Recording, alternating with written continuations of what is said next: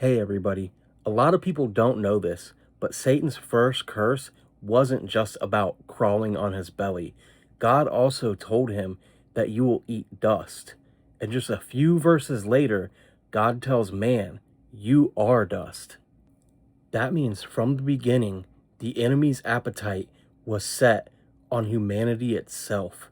His mission to devour what was made in God's image. Watch this. Genesis 3:14 and 15.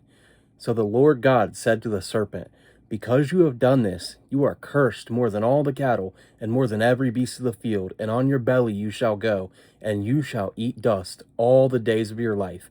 And I will put enmity between you and the woman, and between your seed and her seed. He shall bruise your head, and you shall bruise his heel. Then just a couple verses later, in verse 19, God says to Adam, in the sweat of your face you shall eat bread, till you return to the ground, for out of it you were taken. For dust you are, and dust you shall return. So if the enemy eats dust, and mankind is dust, that means we should find some other scriptures about the enemy devouring mankind. What does Peter say? Peter says the enemy prowls around like a roaring lion, seeking whom he may devour. So how does a predator choose its prey? They normally seek out the weakest or the smallest animal in the herd. Then they isolate it, and after that, they attack it. So how do we become like one of these small or weakened or isolated animals in the herd?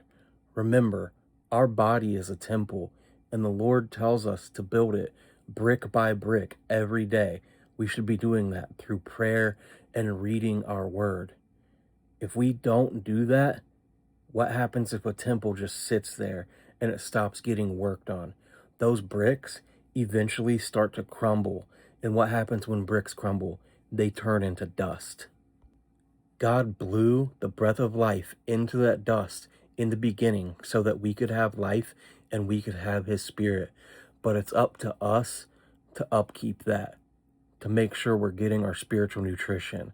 So make sure that you're reading your word and you're staying prayed up. That way, the enemy can't devour you. I hope everybody got something out of this. Stay blessed, everyone.